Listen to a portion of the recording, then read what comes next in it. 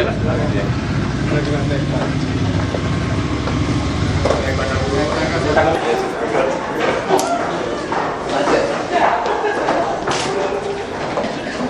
masuk yuk. Yuk. Kabar. Pak, kabar. Selamat datang, Pak. Sukses ya Pak. Jadi presiden.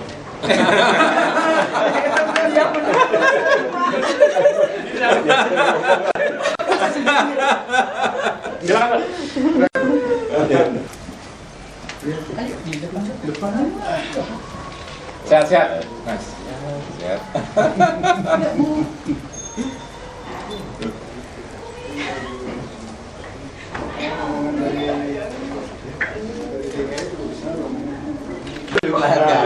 Harusnya di depan malah ya. Pengembangannya udah mulai masuk. Masuk.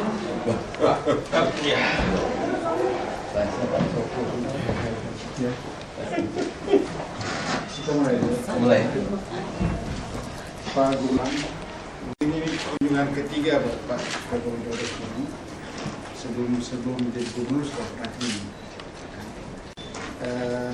Ini Sinar Harapan, tapi kita juga ada saudara kita Syambok dari yang memberi Syambok.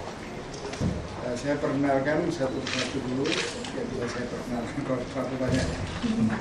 Pak Aristides Katopo adalah Presiden Komisaris dari Sinar Harapan dan sudah inventaris Sinar Harapan dari sejak jadi dia semacam maskot juga. Pak Jeffrey Giovanni adalah Presiden Direktur dari induk perusahaan kita, yaitu Sinar Harapan Media, itu payungnya. Kalau Sinar Harapan sendiri di bawah Sinar Harapan Persada, PT holding company-nya Sinar Harapan Media. Lalu pemimpin redaksi ada Norman Miyoko, Kim Meko. Si Meko. Kalau ini kan Jokowi. Direktur pengawasan. Kemudian di sebelah sini ada Direktur Umum Syambo Susan Irawan atau Wirawan. Yang lainnya itu para redaktur. Ibu Santi adalah redaktur eksekutif. Ini ada Pak. Daniel. Pak Gubernur datang sini di Sinar Harapan. Kalau Pak Jokowi ini tumpuan harapan.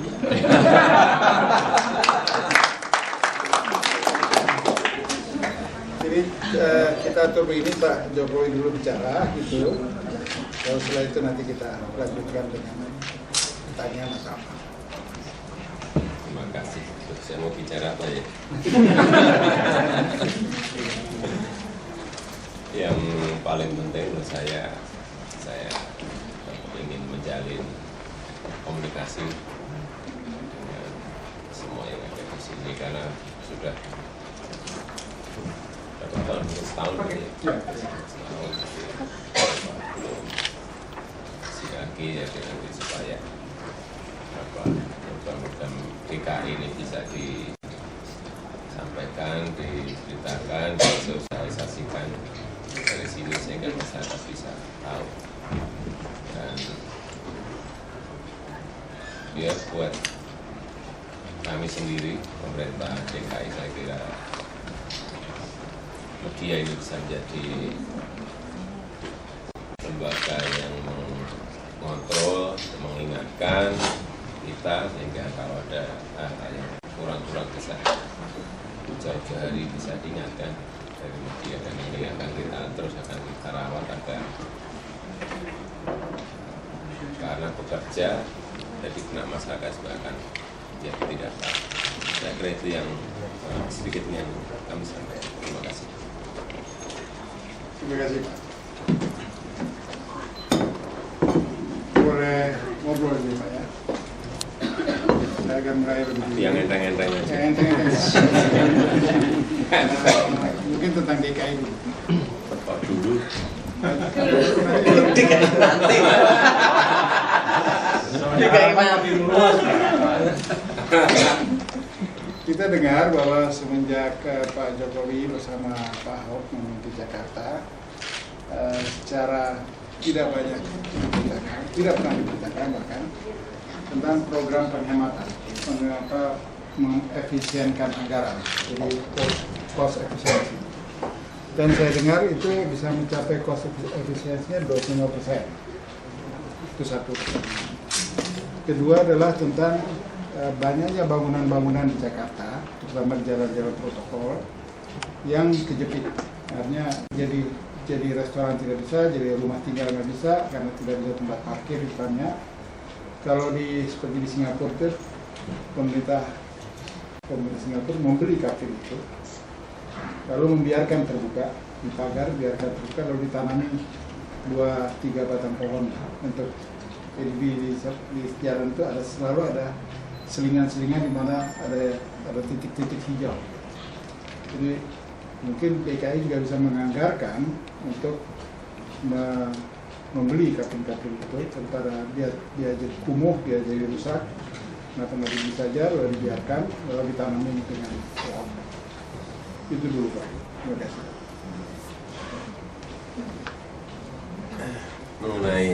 Mengenai efisiensi, memang kita sekarang kan memang dalam proses motong-motong, memang banyak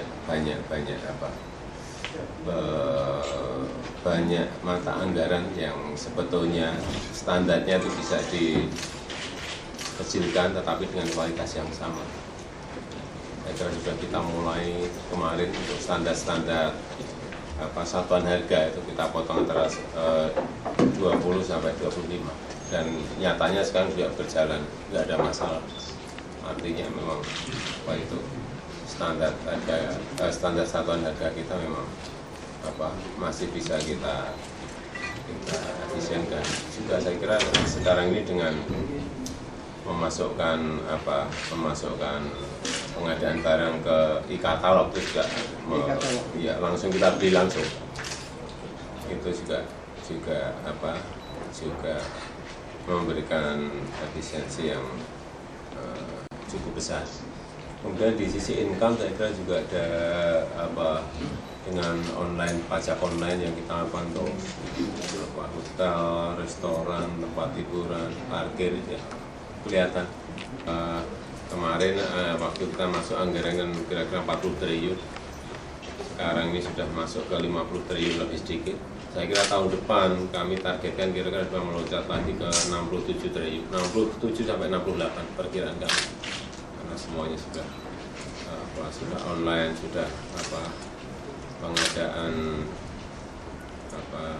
pengadaan barang jasa e-katalog pakai e-procurement juga. Saya kira seperti itu, kalau semuanya bisa kita semuanya saya kira akan semakin efisien. Dan kalau loncatan ini kan juga tidak sedikit, artinya kan dari 40 kemudian masuk tahun depan sudah 67 kan, ada tambahan yang tidak sedikit, 27 triliun itu uang nggak sedikit. Kami kadang-kadang juga bingung juga apa itu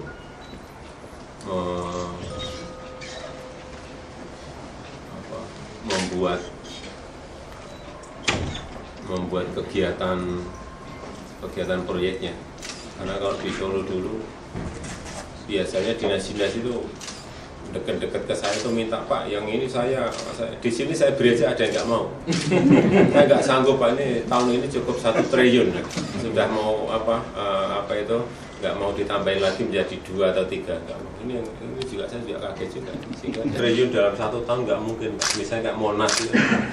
Kemarin mau saya beri untuk tahun depan, mau kita beri ya minimal 1 atau 1,5, nggak sanggup. Enggak Pak, ini berat Pak, ini karena harus mengeruk tanah di dalam, paling kita hanya bisa diberi 500 tapi juga 500. Dan ya menurut saya kalau nanti bisa semuanya, loncatan anggarannya akan besar sekali. Masuk sisi perpajakan juga, sekarang sudah dihandle oleh DKI, PBB, akan kelihatan juga. Yang bisa sampaikan. Kemudian mengenai pembelian gedung maupun lahan, saya kira kalau sebelumnya bisa kita lihat banyak sebetulnya lahan dan tanah DKI itu yang dibeli developer. banyak sekali. Ya mulai tahun ini kita membeli dari masyarakat, dari developer, mulai kita beli. Seperti Riario itu 25,8 hektar kira-kira. Itu kita beli kira-kira 850 miliar dan mau kita hijaukan juga untuk kita perbaiki waduknya untuk resapan, tangkapan air, untuk rekreasi, untuk public space, public area yang diberikan masyarakat gratis. Saya kira ruang-ruang seperti itu sangat diperlukan, seperti tadi Bapak sampaikan. Ada gedung yang kalau mau dijual kita beli. Kita sekali kita harus ngomong apa adanya, kebanyakan uang. Dapat rekreasi untuk masyarakat di Jakarta. Saya kira tempat taman-taman itu adalah tempat di mana mereka bisa bersantai, karena anak-anak itu terlalu dihimpit gedung-gedung, tidak bisa main. Kalau dulu jangan sepak bola, main volley aja sekarang sudah susah. Nah, jadi mungkin ini juga semacam umpan kepada Bapak. Di kali-kali kan lagi dibersihkan, tapi pinggiran tepian kali itu banyak tanah-tanah yang terlantar. Kalau itu bisa ditamankan, sehingga saya kira jangan semua hanya di Ancol dan di kebun binatang, Pak. Supaya justru terurai juga kepadatan konsentrasi daripada, dan juga jadi lebih hijau lagi, Pak. Ini sekedar yang saya dengar dari umpan-umpan, mereka lihat kan Bapak sudah bangkitkan harapan, dan memang harapan itu berkembang pesat, Pak, lebih cepat daripada yang di ya, kanan kiri sama kan nanti memang ini problemnya kan kalau kanan kiri di pembebasan tanahnya. Seperti kalau di Ciliwung ada 34.000 kakak yang harus kita bebaskan. Tidak hal yang mudah. Sebetulnya mereka dari pendekatan kami, mereka sudah mau. Tapi jangan jauh-jauh, kalau kemarin udah nggak mau saya. Kalau di dekat-dekat sini mau. Sebenarnya mudah masyarakat kalau diajak bicara, diajak dialog untuk mencari solusi. Problemnya memang kita nggak siap untuk memindahkan dari isi lahan dan rusun. Ada sudah kayak nanti pasar rumput itu jadi 7.000-an. Kemudian yang ada di negara barat itu kira-kira bisa menampung 2.000-an. Baru kemudian yang di mana Pluit ini sama seperti nanti Pak Tidak sampaikan. Kanan kiri Pluit menjadi hijau semuanya, menjadi ruang interaksi masyarakat, menjadi public area, public space. Tapi problemnya juga memindahkan 7.000 itu juga butuh rusun kita siap, rusun kita nggak siap. Tapi ini kita kebut nanti mungkin mulai Januari, Februari, Maret juga saya kira selesai. Bisa ini yang sudah bisa pindah lagi, ini dimulai lagi untuk dibersihkan dan dihijaukan sampai dikeruk waduknya. Waduk itu 30 tahun Pak, nggak pernah diapa-apain. Pak, Jakarta ada 30 waduk lebih kan, Pak? Iya. Kedalaman waduk itu dulu antara 10-15 meter. Sekarang tinggal kira-kira 2-3 meter. Tapi sudah kita mulai. Nanti Bapak lo lihat di sana sudah. Terus setiap kali kita. Nanti di Riario juga sama dan di semua waduk. Plus yang PMB juga sama, sunternya juga sama. Iya, kita hijaukan. Kemudian ada stadionnya satu di situ udah. Sisanya kita pakai untuk air dan untuk hijauan. Dan pasar rumput itu jadi di atas, di bawahnya pasar, lalu di atasnya baru bangunan tinggi. Betul, iya betul. Di tengah-tengahnya ada ruangan kosong untuk serbaguna. Untuk serbagunanya ada. Sekarang pasar, kemudian puskesmas atau klinik, kemudian untuk ruang masyarakat baru atasnya apartemennya. Kembali soal tadi cost efisiensi Pak, dengan bisa mengefisienkan itu, saya dengar pemerintah DKI merasa percaya diri untuk tidak memakai kredit bank untuk MRT itu, untuk mass rapid transport. Jadi kalau itu kan pinjaman dari Jepang. Ya, kalau nanti katakan memang betul-betul sudah tidak dibutuhkan lagi anggaran untuk yang di sini, saya kira bisa aja langsung ditutup juga bisa aja. Jadi nggak usah pakai kredit. tapi kan sudah keluar kreditnya, biar langsung ditutup aja kan. Oh, ditutup. Misalnya. Tetapi kalau menurut saya Enak banyak utang, Pak. memang karena ini juga kredit jangka panjang Yang panjang. Ya, dan bunganya juga Rendah sekali. sangat rendah sekali dan grace period 10 tahun saya kira kok nggak begitu, ini juga nggak begitu.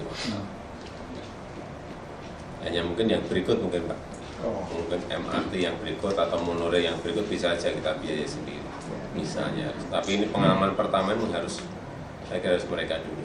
Ya, mau izin, mau ikut tanya. Ya, jangan survei.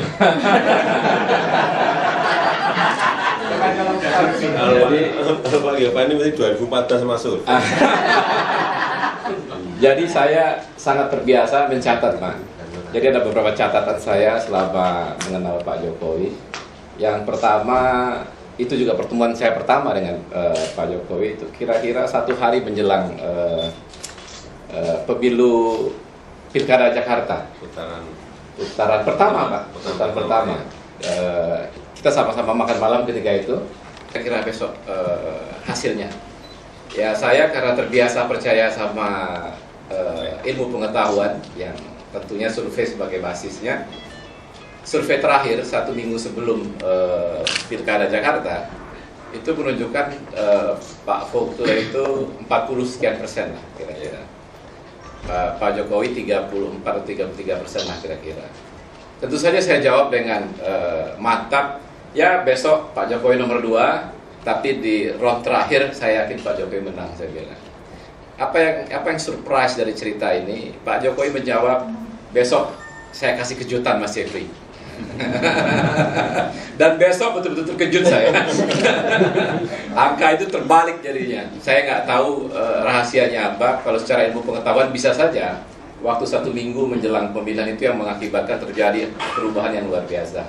Tapi perlu juga kita tanya pada siang atau sore hari ini, sebenarnya Pak Jokowi tahu dari mana? Karena setahu saya hampir semua lembaga survei selesai membuat survei terakhir itu 5 hari sebelum pemilihan, dan itu angkanya masih berkisar antara 40 dan 34%. Ini tentu ada ilmu khusus di luar ilmu pengetahuan yang barangkali Pak Jokowi bersedia untuk cerita kepada kita semua pada sore hari ini. Catatan kedua saya nggak sengaja nonton televisi, saya nggak sebut TV-nya apa. Ada seorang calon presiden sedang berkampanye di sebuah daerah di Indonesia, dan daerah itu di Sumatera sana. Masyarakatnya juga masyarakat lebih ke Melayu atau etnis Sumatera, bukan masyarakat Jawa. Si calon presiden kemudian pidato di hadapan begitu banyaknya masyarakat di panggung, bersemangat sekali pidatonya. Kemudian diikuti oleh saudara sekalian. Saya perkenalkan saudara sekalian, setelah saya pidato, sahabat kita juga akan pidato. Sahabat kita itu juga adalah seorang tokoh dari daerah di sana, tokoh nelayan di daerah sana. Pidatolah dia dengan semangat. Saudara sekalian, bangga sekali kita hari ini didatangi oleh tokoh besar dari Jakarta, calon presiden. Kita senang dia orang besar tapi mau menemui kita rakyat jelata di desa nelayan ini. Itu kira-kira bunyi pidatonya. Karena itu kita perlu bersyukur orang ini seperti Pak Jokowi di Jakarta. Hidup Jokowi. Dan yang luar biasa, masyarakat pun juga hidup Jokowi. Padahal mereka pakai kaos si calon presiden dan partainya. dan itu disiarkan di televisi secara tidak sengaja sebenarnya. Jadi barangkali ada yang ingat atau ada yang pernah nonton, tapi ini kejadian nyata yang merupakan catatan kedua bagi saya. Jadi bayangkan ketika itu si sebuah acara partai tertentu, bukan partai Pak Jokowi tentunya, si calon presiden ini pidato di sebelahnya koordinator nelayan setempat, dan yang dikatakan hidup Jokowi. Ini misalnya juga hidup Jokowi. Jadi ini satu catatan yang barangkali kita juga ingin tanggapan dari Pak Jokowi. Jadi ini kan ada kaitannya dengan ada yang mau jadi calon presiden, tapi Pak Jokowi selalu bilang mau urus Rio, mau urus segala macam. Kita tanya juga tanggapan Pak Jokowi, karena masyarakat yang hadir pada saat itu adalah masyarakat yang non-Jawa, mayoritas Melayu sukunya, tapi kok mereka tanpa sadar walaupun dengan kaos bergambar si calon presiden tertentu, tapi kok nekat tanpa sadar menyebut nama hidup Jokowi. Yang ketiga barangkali menyangkut Jakarta sendiri, Pak Jokowi.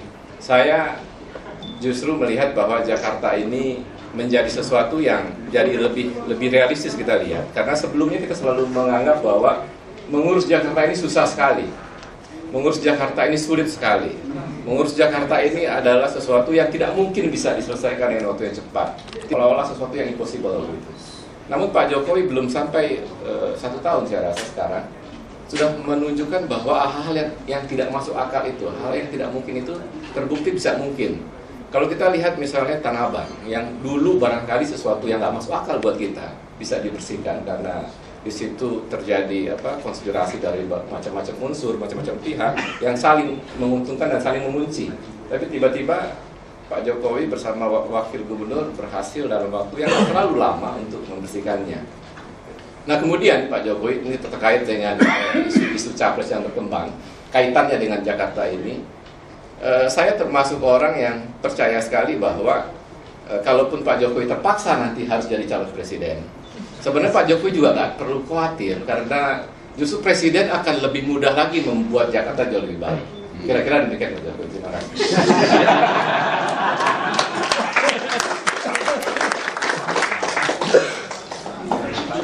Bener kan?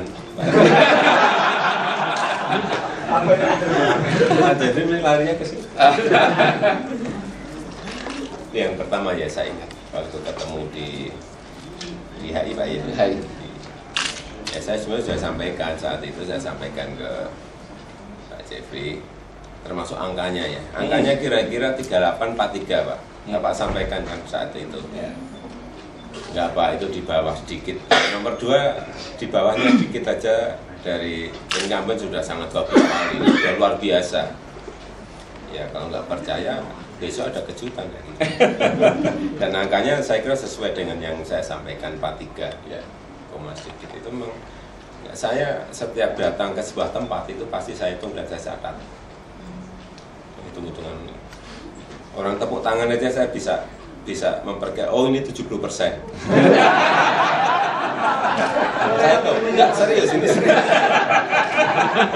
70%. Tepuk tangannya saya tahu. Kemudian ini dari masyarakat itu kelihatan Pak. Antusias dan tidak antusias. Ini kelihatan sekali, oh ini hanya 40% kelihatan. Salaman juga kelihatan.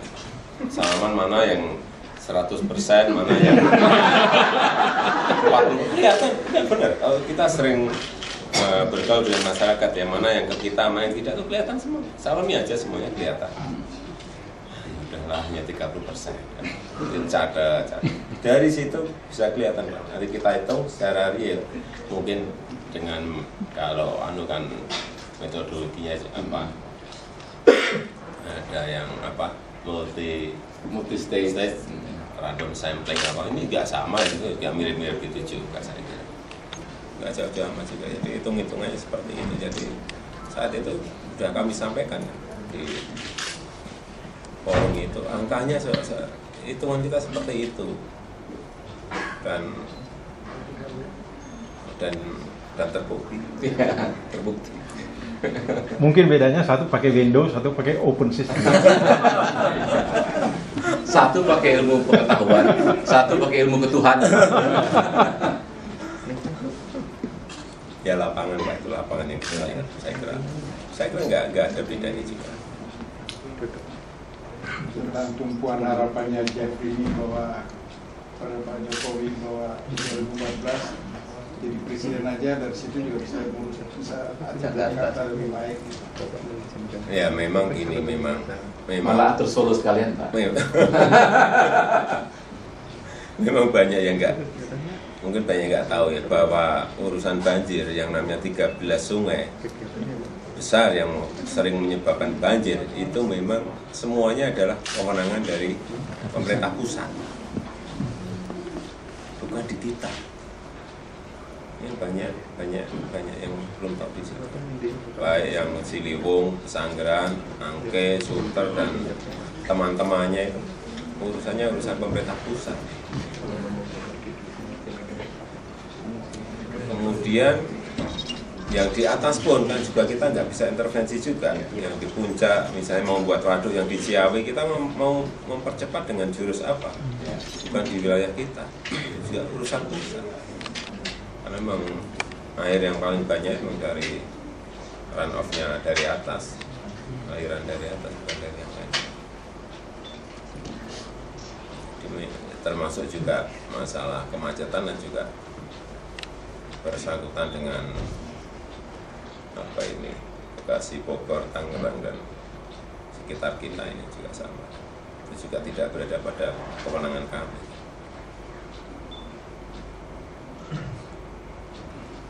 Jadi memang kalau soal perhitungan, bagian umum kita pun salah perhitungan. Kalau ternyata semua orang dari kantor ini turun ke naik ke lantai 4 untuk salah itu ya. Di redaksi kita punya wartawan dan redaktur itu mulai campur-campur Pak. Itu sangat bineka tunggal ika. Ada mulai dari Papua sampai Aceh. Tiap hari dengan saya. Aceh itu Murizal. Jadi dari kawan-kawan redaktur atau wartawan kalau mau mengajukan pertanyaan silakan. Mas Windaud harapannya sudah sampai ke sana Pak, sampai Papua dan Aceh juga. Harapan Pak. Tondo-tondo itu. Jadi tadi Bapak bilang tanya yang enteng-enteng, jadi saya tanya. Bapak tadi habis main angklung, jadi ya Pak hari ini. Jadi, kebetulan saya dari Ngawi. Dan kemarin Bapak pergi ke sana dan semua warga Ngawi bilang bahwa mendukung Bapak jadi presiden, tapi tidak memilih calon gubernurnya. Kalau Ngawi itu, kalau buat Solo itu Mancanegoro lah ya. Saya tanya yang tidak terlalu ini Pak, Bapak bilang yang saya ingin bertanya soal apa yang Bapak rasakan ketika Bapak kemudian dalam rakernas PDIP kemarin diminta untuk membacakan Dedication of Life. Jadi secara saya ingin tahu soal pengalaman tersebut. Kemudian dulu saya ingat waktu Bapak kesini, ke Sinar Harapan, Bapak bercerita soal Solo dan harapan Bapak untuk Jakarta. Tapi setelah sekarang ini berlalu, apa sih sebenarnya? Bapak kan kalau di media nggak pernah ngeluh, semuanya kayaknya bisa diatasi. Saya pengen mendengar sebenarnya yang Bapak keluhkan setelah di Jakarta itu apa? Bapak bilang menghadapi masyarakat itu gampang, dialog dengan mereka gampang, gitu. Tapi dialog dengan para developer, dialog dengan Tanah Abang, dialog ini seberapa banyak Bapak pernah menerima ancaman dan bagaimana Bapak mengatasi? Kemudian bagaimana Bapak bisa menetralisir untuk berbicara dengan para preman, buruh dan ancaman-ancaman yang selama ini Bapak hadapi, dan masyarakat karakter masyarakat Jakarta dan masyarakat Solo itu seperti apa? Terima kasih. Yang pertama apa tadi? Mengeluh Pak. Kalau nggak pernah ada keluhan. Dedication of life Pak. Itu pembacaan, waktu pembacaan di Saya kan ditugaskan baca ya, saya baca. apanya? Ditugaskan baca ya, saya baca. Terus apa gitu? Yang ditanyakan apanya? Perasaan batinnya seperti apa Pak? Ya hanya membaca sesuatu itu kan mesti harus tahu makna-makna yang ada di kalimat dan kata-kata yang tertera di situ. Kemudian juga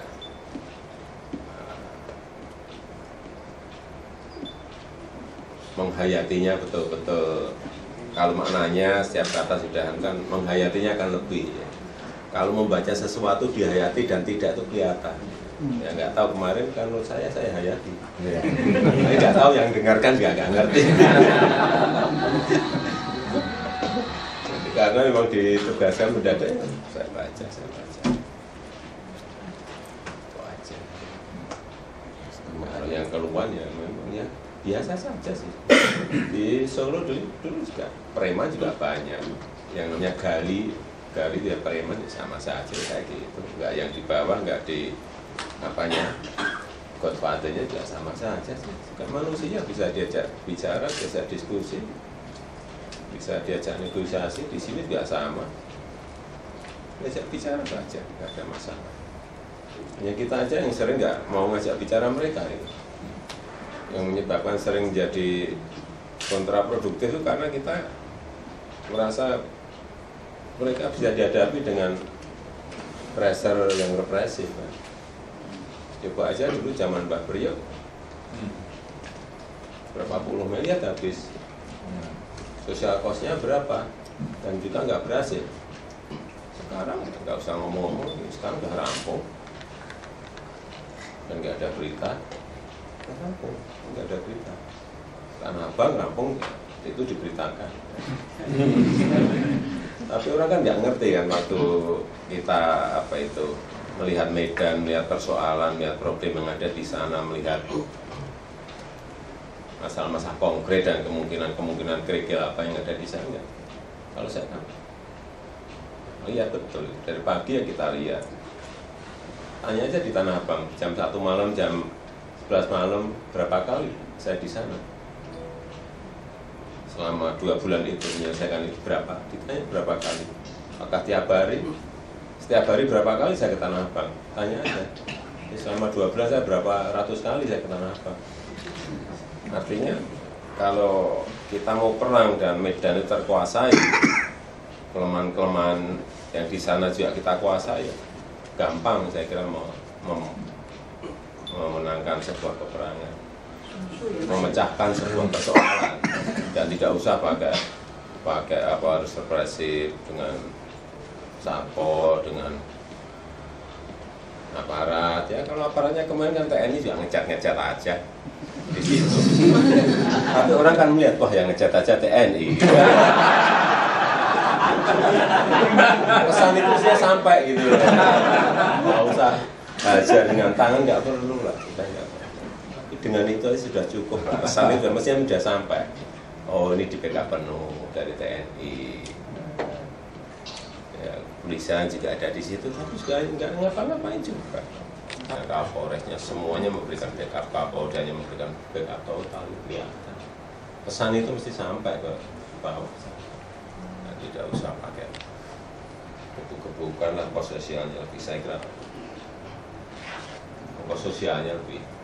Masih ada keluhan, Pak, di pintu belakangnya masih kurang, saya minggu kemarin ke sana. Tambahin pintu, dan tiap Jumat Sabtu Minggu ada tontonan di sana, tak keroncongan, tak bela. Dan masih kemarin saya dengar, Pak ini diberi hadiah bagus Pak, ya saya perintah beri hadiah mobil. Kalau mau hadiah kulkas di Tanah Abang hadiahnya mobil. Lihat sebentar lagi nanti akan nongkrong di situ mobil.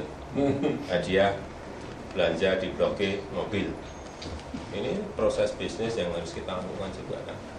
Kalau nggak mati juga mereka berdan tanpa promosi, tanpa proses-proses apa itu menyiapkan tempat parkir, haltenya didekatkan dengan mereka. Ini kan menggiring orang untuk menuju ke tempat itu. Apa itu penanganan ya buyar lagi, mereka akan turun lagi ya, habis lagi Blok G. Itu yang biasanya kalau kita ini kan pemerintah biasanya kan buat proyek, setelah itu jadi ya sudah proyeknya jadi, saya dapat sesuatu ini udah mau jalan atau nggak jalan sudah jadi kok, menyelesaikan secara tuntas ya. Sekarang kurang apa, kayak di Pluit juga mereka kita geser tapi diberi rusun, masih kurang, nggak mau, udah rusunnya kita isi lagi dengan TV, kulkas, kompor, tempat tidur, meja kursi makan. Ya mereka waktu kita bawa bus ke Marunda atau kemarin yang terakhir dari Rio bawa Pinosela, mereka buka ruangan apanya itu, apartemennya ya juga teriaknya bau. Langsung 100% setuju semuanya Pak, kami mau dipindah. Ya, masyarakat senang, kita bisa lakukan program, yang dipindah juga senang, ya kita carikan itu semua saya kira. Tidak usah lagi nih, apa itu, gesekan atau benturan, saya nggak perlu. Kita menghindari itu. Yang lain? Boleh tanya Pak? Dari Sambo tamu nanti sebentar.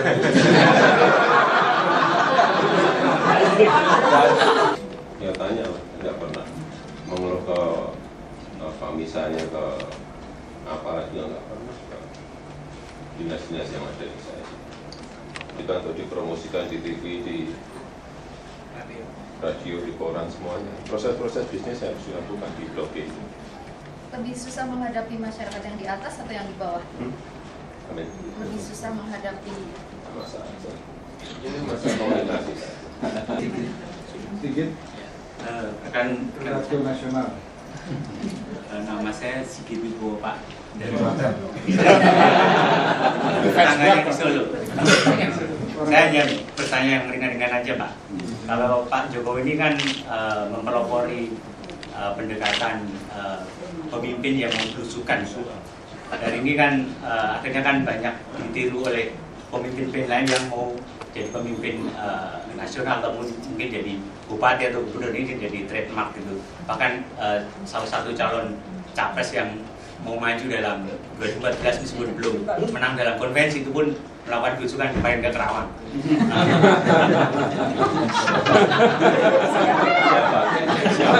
Siapa tahu kan?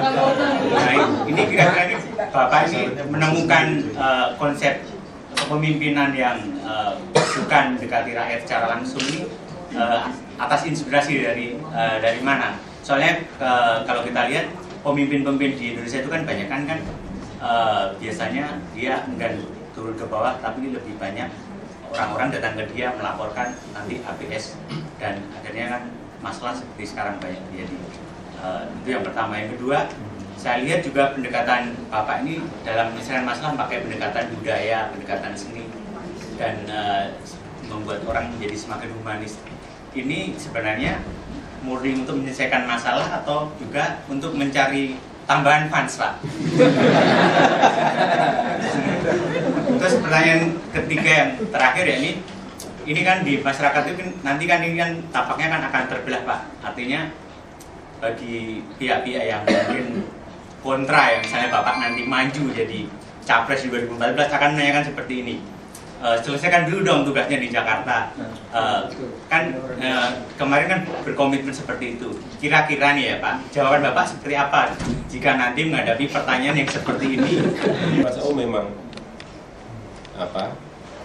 Jokowi ini memang lebih dari saya. Jadi kalau saya nurut omongan dia ya benar lah, masa saya nurut orang yang lebih bodoh dari saya, mikir biasanya seperti itu. Ya sama. Di kota dulu di Solo juga sama, menguasai masalah saja. Kita ke bawah itu bukan apa-apa, menguasai masalah, menguasai persoalan, menguasai problem yang ada di bawah dengan cara mendengar, dengan cara turun ke bawah ya itu aja. Kalau sekarang di sini itu sudah 23 tahun kita lakukan waktu kerja di pabrik, kerja di Solo, sekarang di sini ya sama-sama nggak ada berubah jadi. Jadi aduhin nanti kotor aja sudah, ngapain sih itu? Nggak ada, buat saya nggak ada ini ya sama sekali, nggak ada ruginya, nggak ada jeleknya. Ngomong masalah, jadi kalau saya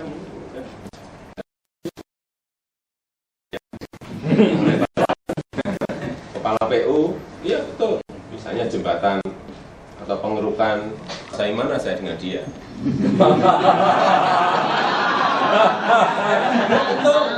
Boleh. Saya ini cerita aja yang di Solo dulu pernah rapat gini, saya hanya tanya aja gelegarnya jembatan di Solo Utara sudah selesai, sudah dipasang berapa sekarang? Dia jawab 9. Kamu nggak pernah ke lapangan. 13 sudah selesai. Kamu keluar, cek. Keluar. Cek, kamu cek. Balik lagi, ya Pak 13. Sama di sini enggak sama. Sering saya gitu. Kalau cek di lapangan, nggak pernah ngikutin kamu. Ya seperti itu aja. Artinya ya, penguasaan lah. Jangan kita semuanya minta di meja lah. Lapangan itu menurut saya lebih diperlukan. PO yang ngecek tamunya lah, ngecek masalah lapangannya lah, ngecek masalah apa, mungkin perlu endapan perlu perlukan di mana yang didahulukan, tapi semuanya sampah yang urusan. Sehingga kalau lapangan terkuasai itu pemerintah itu mesti tidak keliru gitu. Loginya punya sampai seperti itu. Ya seperti itu aja.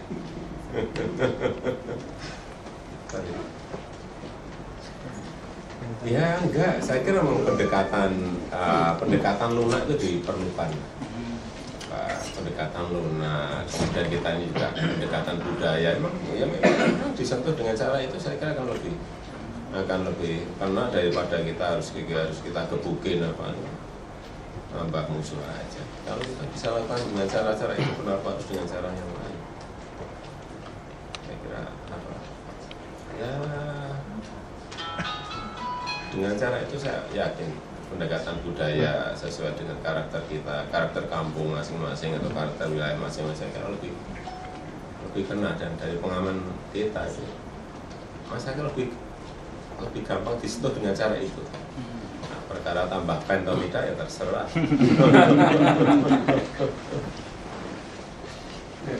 Jawaban Yang terakhir Pak. Saya Pak. Jakarta Jawaban Dulu waktu di Solo, waktu saya dibawa ke Jakarta juga sama. Iya kan? Bapak di sini baru 8 tahun loh, belum 10 tahun gitu loh. Masih kurang 2 tahun. Lama. Pasang-pasang spanduk juga banyak di Solo dulu, banyak sekali.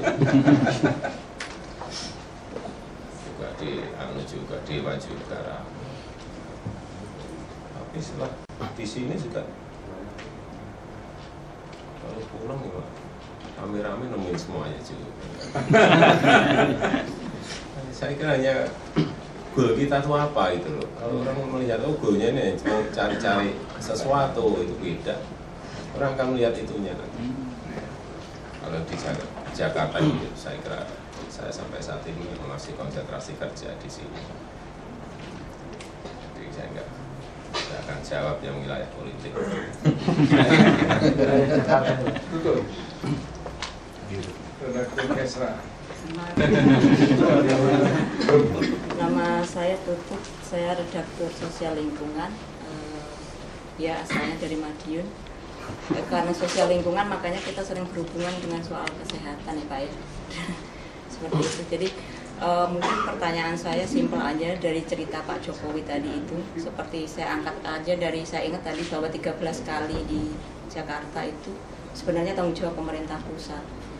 Terus dalam beberapa kali kesempatan Bapak selalu mempercayai bahwa waktu Pak Jokowi datang ke sini pertama kali juga waktu sebelum pilkada, Bapak mempercayai bahwa perubahan di Indonesia itu bisa dilakukan dengan yang namanya pimpinan. Siapa yang akan menjadi pimpinan dan keteguhan serta kepentingan apa yang ada di balik pimpinan itu sendiri. Nah, berdasarkan peta yang ada seperti saat ini bahwa ternyata banyak sekali persoalan-persoalan di Jakarta aja itu yang tidak bisa terurai karena ternyata sangat kental bersinggungan dengan pemerintah pusat. Nah, pertanyaan saya satu aja sayangnya. Bapak menyadari bahwa dengan kepemimpinan itu baru ada bisa perubahan. Nah, apakah ke depan Bapak masih percaya bahwa dengan mengambil kepemimpinan secara nasional mungkin perubahan bisa akan dilakukan lebih cepat?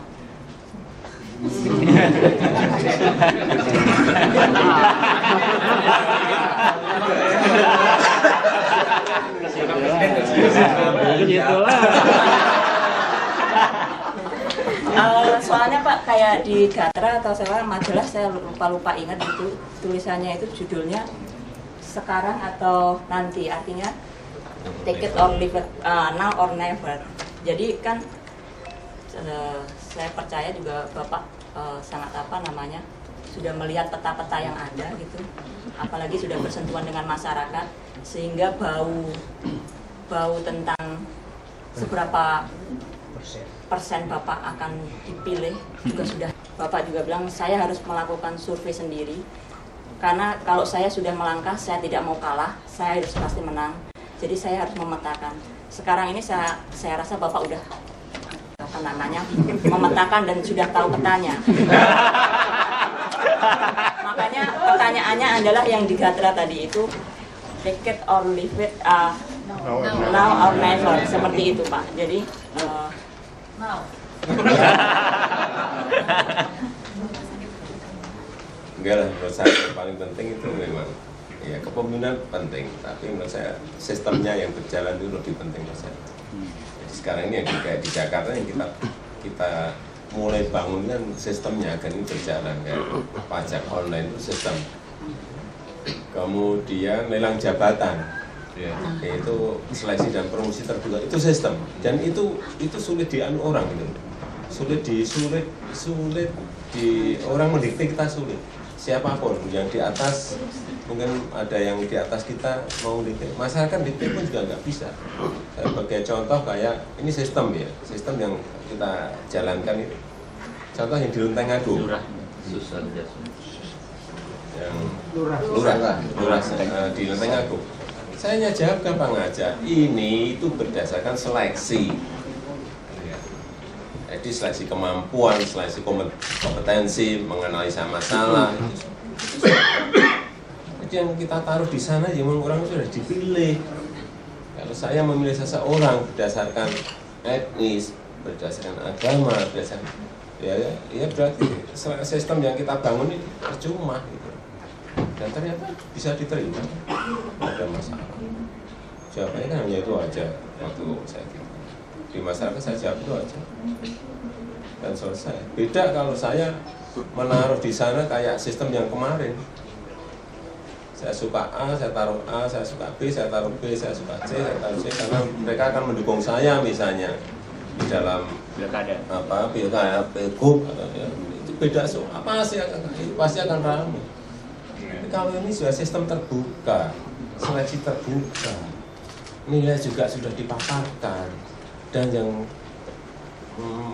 ditaruh di sana juga kemampuannya juga bisa dicek, bisa diadu. Kenapa saya takut?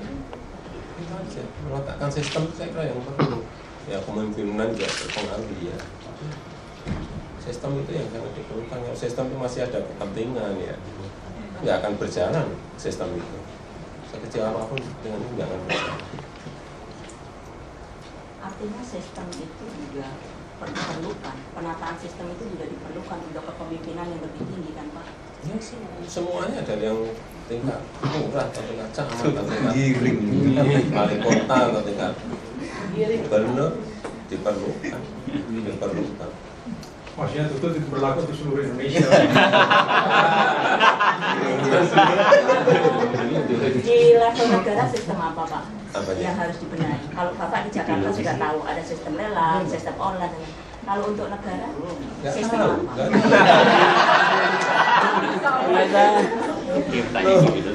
Kita tahu tuh istilah nyemplung.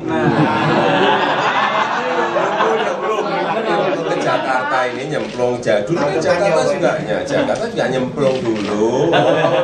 Medannya seperti ini, berarti diatasi dengan sistem ini. Oh, pajaknya belum online, oh di online kan. Oh, seleksinya dulu dengan cara-cara seperti ini, sekarang dengan seleksi yang terbuka kan bisa. Pertanyaannya adalah nyemplungnya sekarang atau sama-sama nyemplung, cuma timing aja Pak? Nah, sekarang ini kan tiap hari nyemplungnya di Kali Kerukut, Waduk Pluit, di situ. Pak, saya sebenarnya begini, waktu pertama kali Bapak kesini. Sebelumnya kan kita di redaksi ada pertanyaan, siapa saya mencarannya? Ada muka-muka, maaf ya Pak, muka-muka lama lah Pak. Nah, terus pertanyaan, apa ada nggak yang baru, yang segar?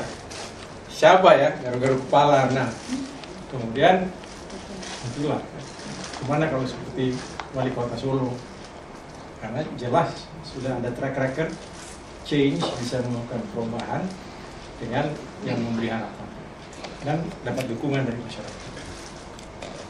Jadi itulah kan kemudian diundang Bapak mau hampir dengan kami senang sekali Pak. Nah, tapi sama aja waktu itu ini survei cara Sinar Harapan, mencari harapan, ya kan? Nah, dan kadang-kadang bagaimana kita juga seperti bara harapan itu mesti ditiup-tiup sedikit, biar makin berpijar dan menyala. Ya. Nah, jadi sekarang kan saya kira satu tahapan baru. Sekarang fakta, Pak, kenyataan, bukan pilihan, mungkin bukan keinginan, tapi kenyataan bahwa perkembangan politik kita di Indonesia sekarang, orang mencari-cari harapan itu. Dan sekarang dari survei-survei yang resmi, Bapak yang paling menjadi harapan. Paling menjadi harapan. Dan arusnya makin mengencang, Pak. Masalahnya bukan apa mau cemplung, Pak, bisa-bisa terbawa arus, Pak, terseret arus. Itu, Pak. Dan Bapak sudah pemimpin yang berpengalaman dan berprestasi. Kadang-kadang kan saya, Pak, kebetulan pencinta alam yang dulu suka ikut air deras. Suka disebut wild water, kan, air liar, Pak. Kadang-kadang ada bagian-bagian yang memang tidak bisa dikuasai, medannya maupun arusnya. Tapi kan buat pemimpin, Bapak menyebut pemimpin. Pemimpin kan yang harus bisa mengendalikan sebenarnya perahunya atau anak buahnya. Tapi yang paling penting dirinya sendiri juga. Ya kan, untuk memilih momen-momen itu. Jadi maksud saya arusnya akan mungkin sangat deras dan sangat liar. Kalau saya sih percaya Bapak bisa pada waktunya mengambil keputusannya. Saya sampai saat ini untuk anukan itu ya, saya selalu mengenalkan di dalam saya. Jadi saya ketemu siapapun saya enak, nggak pernah ada beban itu. Ya udah, beban saya memang tugas saya sampai detik ini pun masih pontang-panting di DKI. Jadi gubernur ya itu yang saya jalankan. Dalamnya ada nurut saja. Jadi saya ketemu siapapun saya nggak ada beban apa-apa. Ketemu misalnya Pak Prabowo ya ketemu Pak Burisa ya ketemu maksudnya enggak ketemu Pak SBY ya seminggu 2 kali 3 kali ya ketemu udah enggak ada. Bu Mega juga tiap hari juga ketemu siapapun itu. Karena memang saya enggak ada beban di dalam, enggak ada. Jadi kalau ditanya tadi betul-betul saya enggak ada ini. Sampai detik ini. Keluar beda gitu. Pak, kembali ke isu dari di Jakarta, Pak. Kota tua itu kebanyakan yang punya gedung-gedung itu kan juga kebanyakan BUMN sekarang. Mengingat Jakarta juga DKI punya dana, apakah mungkin dilakukan kerjasama ataupun dibeli sehingga bisa direvitalisasi seperti contohnya di Singapura itu bisa memanfaatkan gedung-gedung tua menjadi satu daya tarik yang sangat menguntungkan. Nah ini Pak, jadi sampai di Pasar Ikan di Sunda Kelapa itu sampai agak ke baratnya di luar Batang, hampir penjaringan itu kena semuanya. Kawasan yang menjadi lingkup kawasan cagar. Dan ini masih juga sudah kita proses nanti menjadi kawasan ekonomi khusus dengan otoritas yang besar. Karena sekarang ini hanya dipegang dari DKI itu hanya setingkat seksi. Ya nggak bisa apa-apa, mau di situ BUMN, swasta, nggak mungkin bisa otoritas, Pak. Di otoritas ini bisa menanyakan pada misalnya pemilik BUMN, gedung pemilik BUMN, ya kamu mau dijual ya kita beli, kalau kamu enggak ya ikut share dengan kita di ini. Swasta juga sama, kamu gimana mau dijual? Nih kita beli berapa, kalau mau enggak tetap dimiliki ya tetap harus share dengan kita, karena otoritas besar itu yang diperlukan. Dan ini sudah berjalan. Nanti Bapak lihat kita 6 bulan lagi kita membuat contoh khusus yang di lingkungan Fathahillah. Nanti ada sudah mungkin akhir-akhir bulan ini mulai dikerjakan manajemen lightingnya, hijauannya, membersihkan, merestorasi, merekonstruksi semuanya. Kemarin sudah dihitung habisnya berapa, sudah ketemu 6 bulan lah, nanti akan kelihatan perubahannya seperti apa. Saya memang senang memperlihatkan contoh dulu. Kayak di Pluit itu tidak apa-apa, dari 80 hektar contoh dulu 4 hektar tamannya kayak apa, orang melihat, nah semuanya memberikan dukungan. Oh ternyata nanti jadinya 2 tahun lagi atau setahun lagi kayak gini, wah bagus sekali. Di Fathahillah juga sama, nanti di Riau paling juga hanya mau kita buat tahun ini mungkin 2-3 hektar selesaikan. Orang biar melihat bahwa lingkungan yang kumuh itu nanti akan jadi seperti itu. Orang sudah melihat, diberi contoh. Orang Indonesia penting sekali Pak, diberi contoh itu penting. Di kota tua aja itu. Kira-kira di lingkungan kota tua itu dulu yang mau kita kerjain mungkin 6 bulan asal sih. Kerja siang malam kayak Blok G itu kalau dikerjakan normal itu bisa 8 bulan. Kemarin kita kerjakan sebulan rampung. 24 jam betul, 24 jam betul. Cek jam 2 masih ngecat, cek jam 1 masih ngecat betul. Karena mereka juga ngecat karena merasa ini akan setiap saat akan didatangi dan dicek.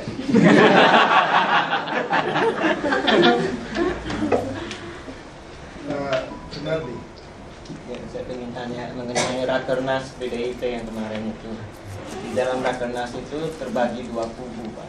Satu kubu yang mendukung Jokowi jadi presiden, satu kubu yang mendukung Megawati jadi presiden. Bagaimana Bapak tanggapnya hal ini?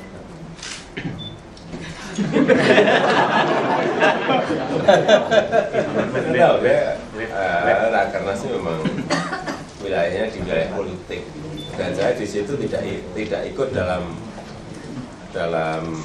apa itu grup DPD, grup DPC, karena yang rapat di situ ada DPC, DPD dan DPP. Yang saya tidak ada di dalam itu. Saya ke sana karena saya gubernur dan saya kader dan datang hadir di situ. Yang dukung siapa, yang nggak ngerti. Katanya bisa ngerasa Pak. Waktu kita tinggal 5 menit lagi. Tiga pertanyaan aja Pak. Yang pertama, tadi kan sempat disinggung Pak bahwa yang penting di Jakarta itu bukan pemimpinnya tapi sistemnya. Kira-kira sekarang ini apakah sistemnya sudah berjalan atau bagaimana? Sebagian sudah, tapi banyak belum. Kira-kira butuh berapa lama supaya sistem itu berjalan? Apakah masih butuh waktu setahun atau 3 bulan lagi atau bagaimana? Atau kira-kira jangka waktunya supaya sistem itu berjalan berapa lama lagi? Kira-kira kapan sistem itu bisa dilepas dan bisa berjalan sendiri tanpa harus menunggu lagi pemimpin yang memang sekuat Pak Jokowi gitu? Itu yang pertama. Lalu kemudian yang kedua, selama ini kan Pak Jokowi rajin ke daerah ya, ikut kampanye pilkada di mana-mana. Itu berapa daerah yang sudah dikunjungi? Ada kan kampanye gubernur, kampanye bupati, ada berapa yang ikut saya kira. Itu sekarang sudah berapa wilayah yang dikunjungi? Apakah semuanya atau bagaimana? Kira-kira sampai ini kan pilkada kira-kira sampai bulan Maret. Kira-kira sampai bulan Maret yang sudah dijadwalnya di mana saja Pak? Saya kira Pak Jokowi kan pasti punya catatan daerah mana yang sudah dikunjungi. Flores belum. Flores sudah menang NTT. Sudah menang. Lalu kemudian yang ketiga tadi itu menyambung pertanyaan Santi tadi Pak soal waktu di Rakernas kemarin. Waktu itu kan juga Ibu Mega sempat menyampaikan, ini loh ada pemimpin muda kita yang ada getaran-getaran Soekarnois di dalamnya. Kalau saya yang disandung seperti itu, perasaannya kan pasti beda, akan berdebar-debar gitu. Kalau Pak Jokowi sendiri, pada saat disampaikan seperti itu, ketua umum partai, ini kan ketua umum partai yang menyampaikan, dan lagi dalam pusaran pembicaraan ini bakal capres apa segala macam. Kira-kira seperti apa pengalaman pada saat itu disampaikan? Karena jarang Pak orang disandingkan dengan seorang Soekarno. Hampir tidak ada orang yang di Republik ini yang oleh Megawati dibilang ini punya getaran-getaran Soekarnois dalam dirinya. Kira-kira Pak Jokowi sendiri yang mungkin lebih dekat dengan tempat kelahirannya Pak Soekarno, rasanya seperti apa? Terima kasih Pak. Kalau Jakarta ini kebetulan itu memang dari fasilitas itu sudah lumayan komplit lah. Kemudian sisi SDM mereka juga sangat bagus-bagus. SDM juga kita memilih dan menseleksi aja. Kalau saya bandingkan dengan yang saya lihat di wajah, ya itu saya kira nanti ini bisa mempercepat. Tapi sistem itu selesai kapan ya? Kalau saya pengennya semuanya ya dikejar kebutuhan. Saya hanya ingin memberikan contoh-contoh kayak sekarang pelayanan satu pintu yang one stop service. Contoh satu aja lah di Jakarta Timur. Katanya sudah Pak, siap. Saya cek data ke sana, ya ternyata kan belum. Siapnya ya siap. Dilihat secara umum, bagus, sudah seragamnya sudah seragam kayak Sipa. Ada touchscreen-nya ada. Kemudian apanya itu?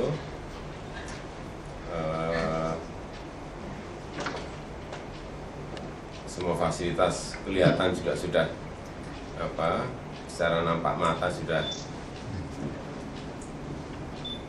baik, tapi setelah kita cek itu, saya cek untuk touchscreen-nya syarat itu nggak muncul. Berapa dibayar itu nggak muncul. Nggak, keterbukaan transparansinya kita lihat dari situ. Kalau mau minta izin syaratnya apa jelas harus ada di situ. Bayar berapa harus ada di situ. Selesai harinya berapa hari harus ada di situ. Jadi orang ada kepastian. Belum ternyata. Nah, saya cek lagi satu loket siup jadi berapa hari? 3 hari Pak. Saya pindah ke loket yang lain siup berapa hari? Jadi 4 hari Pak. Saya yang lain lagi berapa hari Pak? 2 hari. Kan beda-beda. Artinya belum ada sistem yang di situ belum berjalan. Tiap orang jawabannya beda-beda. Itu yang baru kita mulai ini lagi, kita benahin lagi agar betul-betul real. Kalau udah ngomong siup ya 2 hari semuanya ngomongnya 2 hari. IMP berapa? Seminggu. Oh, artinya sudah ngerti semua mereka jalankan sistem yang ada di situ. Nah, kalau ini Jakarta Timur rampung, tinggal copy Jakarta Selatan, Barat, Pusat, Utara, Kepulauan Seribu sudah jadi. Orang kita ini paling gampang diberi contoh, betul. Ya, paling mudah. Lead by example paling mudah di Indonesia. Ini nggak usah banyak ngomong-ngomong, udahlah biru aja Jakarta Timur. Begitu aja yang di kelurahan. Kemarin saya di kelurahan Papanggo misalnya, cek di lapangan bagus, untuk front desk-nya bagus, ruang tunggu ber-AC bagus, tapi yang melayani katanya udah duduk di situ 2 jam, disapa aja tidak, sampai selamat siang atau selamat sore atau selamat pagi enggak. Katanya kan tanya yang ke masyarakat dan tadi kesini apa di ngomongin apa? Diem aja, enggak, kita nggak ngerti. Jangan tanya yang di sana, yang jaga kan, tanyanya ke masyarakat.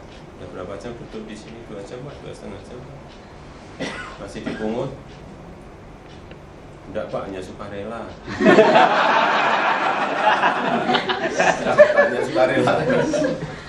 Ya, enggak, ini lapangan itu macam-macam loh bisa kita.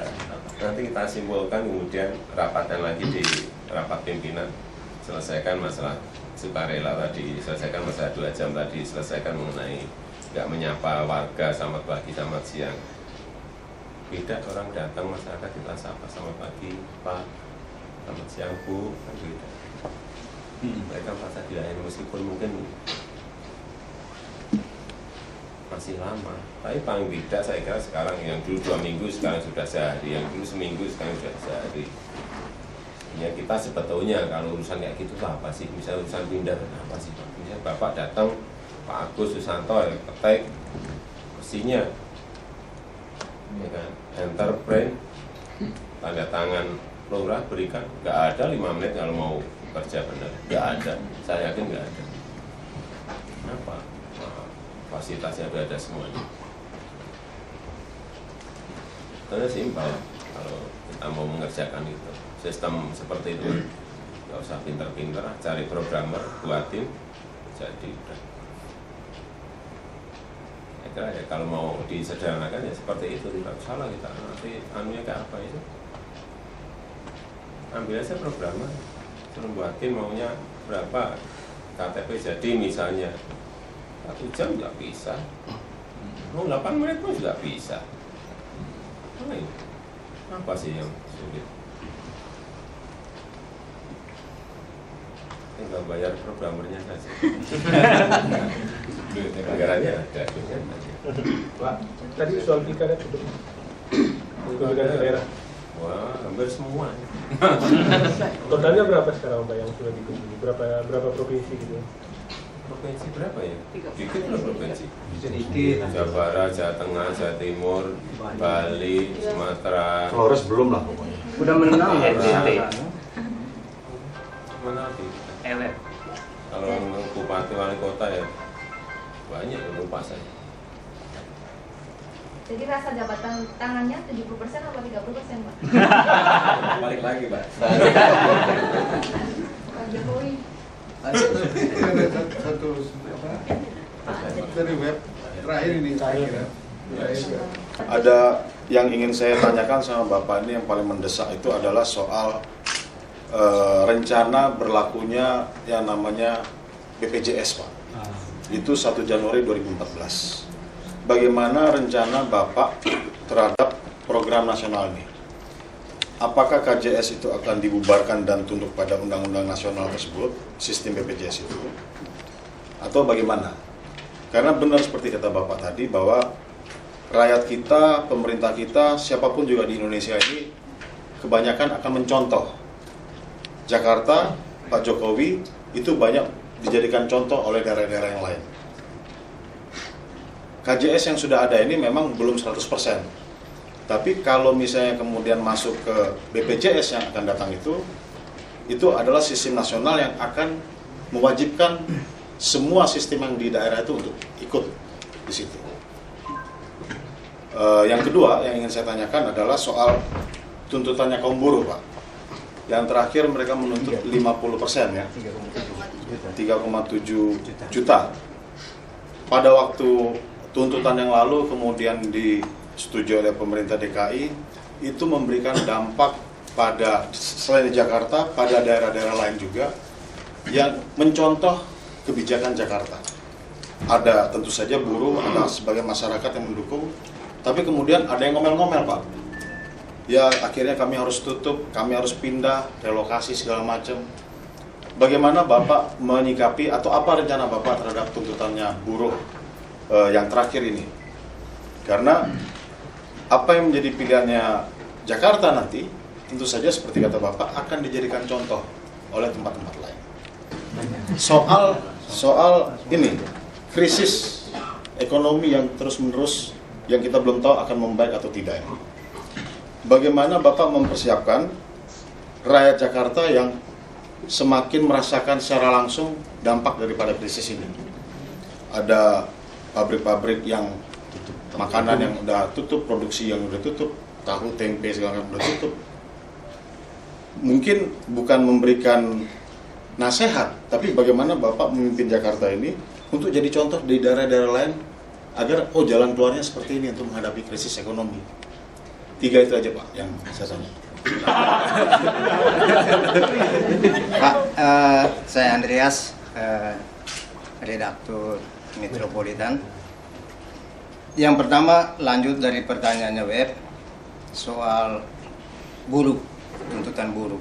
Saya sederhana aja Pak, kita nggak usah bicara buruh di publik segala macam, tapi cleaning service aja Pak yang di tempat Bapak.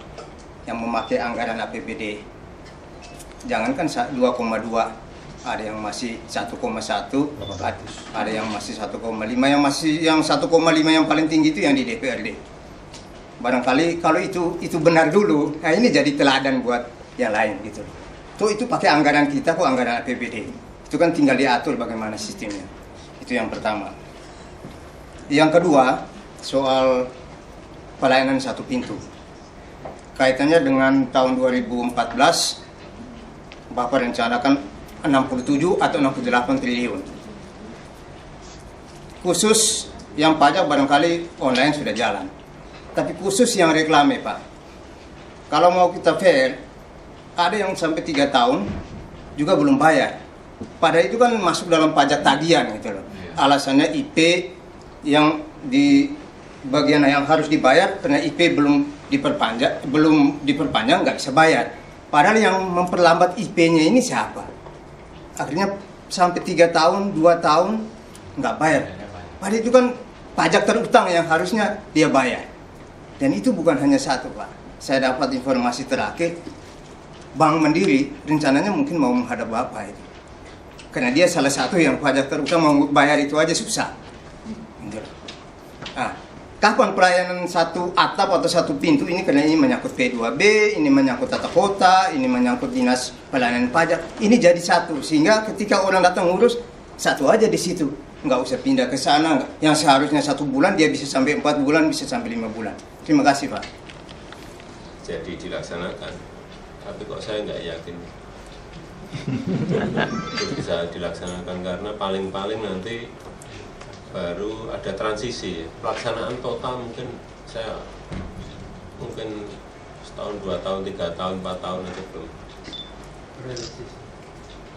Enggak, menurut saya nggak mudah. Mengapa Bapak berpikir nggak mudah? Mengapa Bapak berpikir demikian? Ya, membangun sistem yang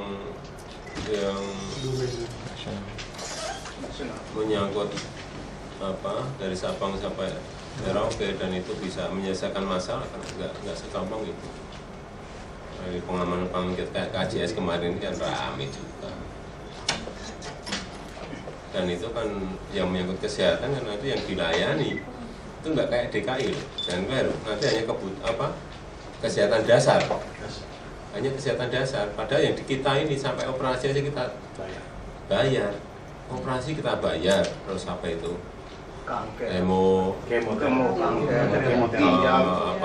Cuci darah, hemodialisa ya, itu cuci darah kita bayar. Kalau yang nanti enggak loh, jangan keliru. Yang BPJS? Iya kan, itu hanya kesehatan dasar. Dan saya disuruh bayar iuran, Pak. Iya, itu yang di situ, itu yang membedakan. Saya nggak ngerti. Ya kalau dari DKI suruh ngikuti yang itu, ya kan berarti mundur. Iya. Kayaknya harus nasional.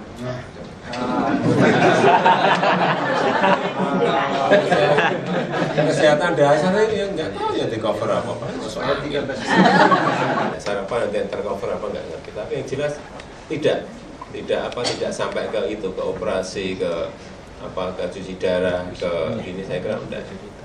Itu bukan kesehatan dasar. Ya kalau memang kita mampu kok. Kita mampu. Jadi ya mestinya ada penyesuaian lah, jangan sampai nanti kita disuruh yang masuk ke yang kita cover hanya kesehatan dasar, yang ngamuk dong. Masyarakat sudah terbiasa semuanya digratisin seperti itu, dicabut hanya anu tertentu yang bisa. Tapi yang belum, menurut saya kok tahun depan masih mungkin baru coba di tempat-tempat tertentu ya, menurut saya belum bisa langsung berok, saya kira. Yang BP yang itu belum, yang buruh tadi belum. Ya kalau tahun kemarin kita kan nggak ada masalah. Surveinya juga kita lihat juga kalkulasi saya juga ya masuk akal lah gitu. Kemudian lapangannya juga nyatanya kalau dengan angkanya kemarin berapa? 1,6 ya. 1,6 kan juga kalau di Jakarta saya hitung untuk transport aja udah 400. Untuk transport saja. Dan untuk makan berapa? Dan untuk rumah saya hitung juga kira-kira juga 450 berarti hanya berapa yang untuk hidup kan? Logikanya kan nggak masuk kalau di Jakarta. Jadi Bapak setuju ya? Sehingga saat itu setelah itu yang tarung kan mereka kan itu loh, antara Serikat Pekerja dengan Apindo kan di dalam ruangan. Saya nggak ikut hadir di ruangan itu. Mereka tarung, kemudian sudah sepakat selesai. Mereka setuju 2,2 ya saya katakan saja toh. Bukan saya loh, yang keliru, yang nulis yang keliru.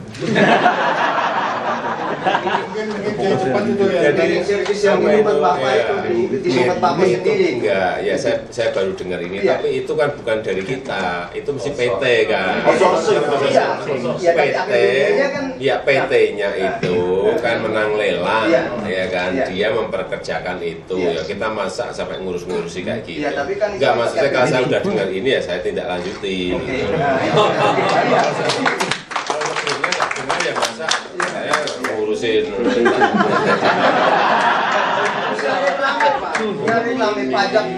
Itu juga baru berjalan. Sistem itu memang kita yang paling sebetulnya income besar sekali untuk reklame, tapi yang masuk memang saya harus ngomong apa adanya. Sekarang setahun hanya 450 miliar.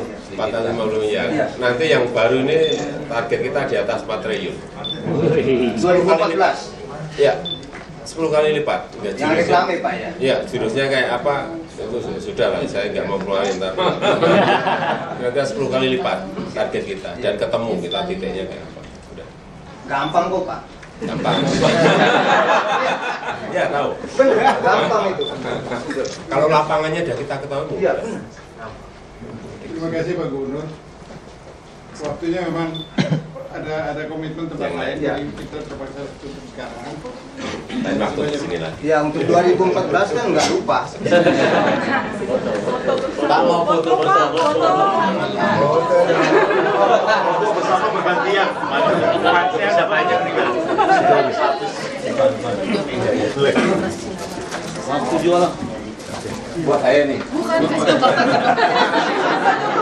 Dari kota dulu, kasih ke sini.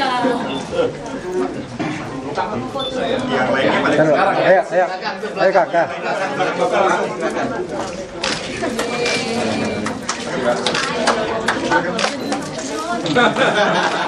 Pak Jokowi Iya. 30%.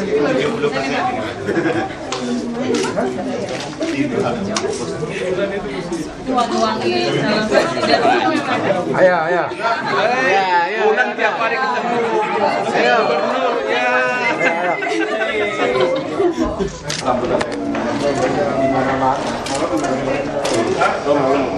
Dia ada 2 kali.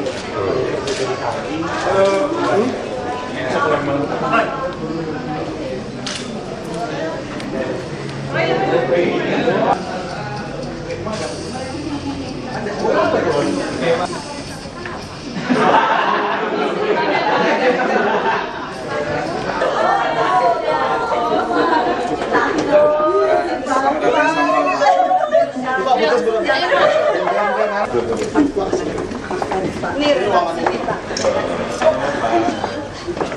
ini komputernya pakai huruf Mandarin komputernya.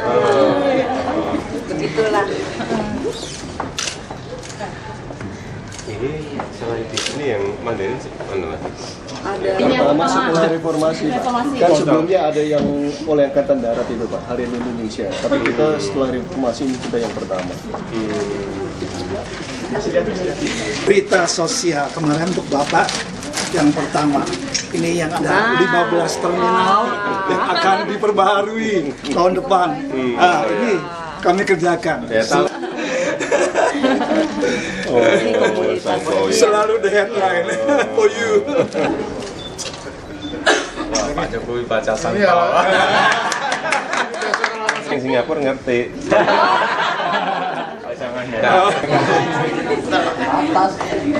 Ya, apa sudah? Memang di sini kan.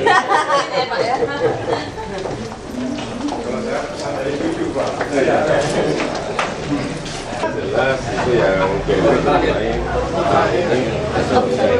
olahraga tambah. Kemudian gelanggang olahraga kita mau redesain dan revitalisasi total semuanya. Sementara termasuk gelanggang-gelanggang remaja yang berkaitan dengan yang di Jakarta Timur juga Pak? Semuanya. Mengenai atlet? Ini dalam proses redesain. Untuk atletnya sendiri bagaimana? Atletnya kita belum berpikir ke sana. Kita ngomong apa adanya, karya infrastruktur sarana ya. Sama.